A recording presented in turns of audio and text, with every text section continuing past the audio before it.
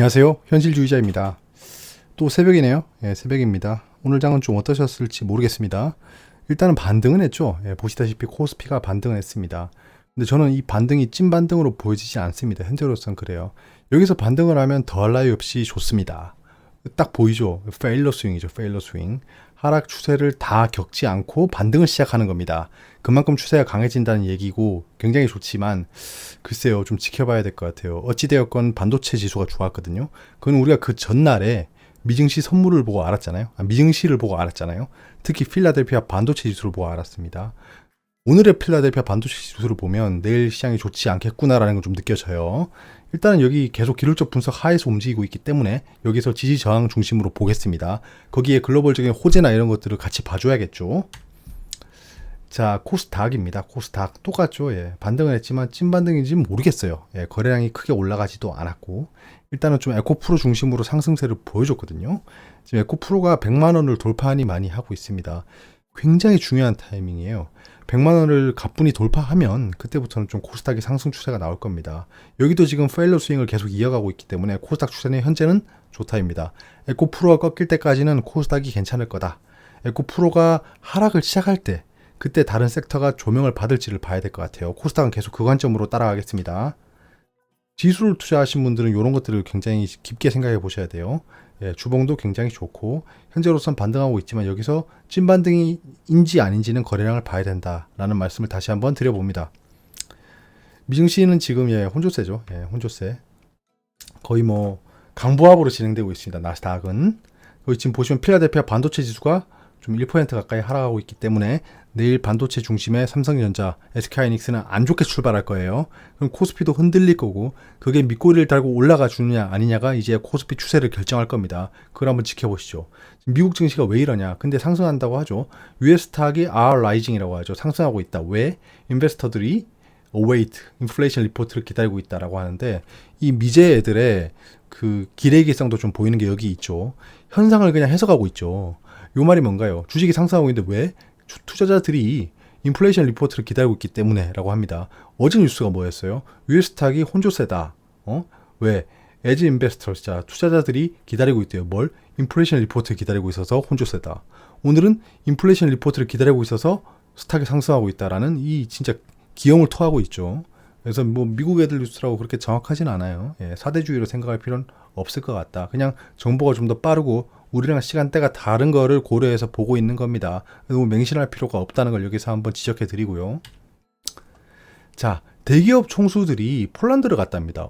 폴란드를 왜 갔지? 라고 하면 설마 우크라이나 러시아 전쟁 때문인가 뭐 이런 생각할 수도 있겠지만 대기업 총수들이잖아요. 그럼 결국엔 뭐 우크라이나 연관된 방산 협력도 있겠지만 배터리 협력을 논의하러 갔답니다. 하필 이 타이밍에 배터리를 논의하러 갔대요. 그러면 또 불붙어 있던 2차 전지 종목에 다시 막 용광로처럼 그 불을 부을 수 있겠죠. 구광모 LG 회장, 김동관 하나 부회장, 구자은 LS 회장 등 폴란드를 방문했다고 합니다. 어떤 의제가 있었냐? 신재생 에너지, 배터리, 방산, 인프라 관련 경제사절단을 꾸렸습니다. 폴란드 하반기 2차 방산 계약을 한다고 하고요. 신규 수주 확보를 위해 노력했다고 합니다. 그게 뭐 방산 쪽에 좀 물이 들어올 수 있겠지만 아시다시피 방산도 굉장히 많이 상승한 상태라 좀 애매해요. 또 많이 상승한 상태인 2차 전지 관련 소식도 있죠. 근데 우크라이나 재건에 대한 얘기도 나오고 있어요. 폴란드는 우크라이나 옆이잖아요. 그래서 우크라이나 재건에 대한 좀 전초기지가 될 수 있습니다. 폴란드가. 중점적으로 다루실 전망이죠. 이런 게. 건설사, 원전, 그 다음에 에너지, 인프라 사업 분야 기회가 확대될 것 같다는 얘기가 있죠. 요게 또 하나의 테마로 형성될 수 있어요. 대기업 총수들이 폴란드까지 직접 방문했다는 건 예산 일은 아닙니다. 좀 그 뒤에 실무적인 협상들이 나오겠죠. MOU를 체결했다던가 또는 뭐 계약 수주 뭐 받았다. 이런 뉴스들이 따라올 수 있기 때문에 이런 거를 허투루 볼 건 아니고 이런 신재생 에너지, 배터리, 방산, 인프라 관련 섹터를 좀 봐야 된다. 특히 인프라는 우크라이나 재건이랑 같이 연결되기 때문에 앞으로 좀 조명을 받을 거예요. 우크라이나 재건은 지속적으로. 저는 계속해서 오버랩해서 지나가는 게 대북주입니다. 대북 경협이 자꾸 떠올라요. 이런 걸 보면. 자, 셀트리온을 봐달라는 구독자분의 의견이 있어서 다시 보겠습니다. 최근에 셀트리온이 하락하고 있는데요. 하락하는 주범이 공매도가 올라가고 있어요. 지금 공매도를 진행하고 있다는 겁니다. 저는 여기서 한 가지 생각이 드는 게 뭐냐면 아마 매우 높은 확률로 지금 셀트리온의 주가가 바닥권을 잡고 있으나 약세를 보이고 있는 이유는 블록딜이 생길 수도 있다는 생각이 좀 듭니다. 블록딜이 나올 수도 있을 거다. 왜냐하면 지금 공매도가 상승하면서 주가가 하락하고 있거든요. 요거는 쉬운 케이스는 아닙니다. 쉬운 케이스는 아니에요.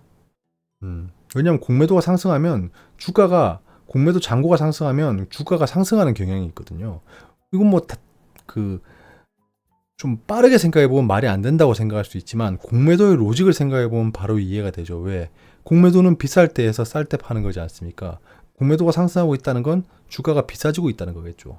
그래서 주가가 상승할 때 공매도 잔고가 올라가는 경향이 있는데 지금은 반대다라고 하면 무리해서 공매도를 하고 있다는 거고, 그 말은 매우 공매도랑 연관이 깊은 좀 그런 블록들 같은 게 발생할 수도 있겠다라는 좀 우려가 됩니다. 만약에 블록들이 발생하면 좀 갭 하락을 크게 하겠죠.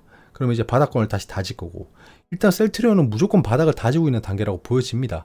여기서 전저점을 깨고 내려간다? 한동안 하락이 좀 지속될 수 있어요. 근데 셀트리온은 아시다시피 언제든지 추세를 돌려서 올라갈 수 있는 모멘텀이 있는 종목입니다. 왜냐하면 튼튼한 캐시 카우가 있고 지속적인 파이프라인을 형성하고 있죠.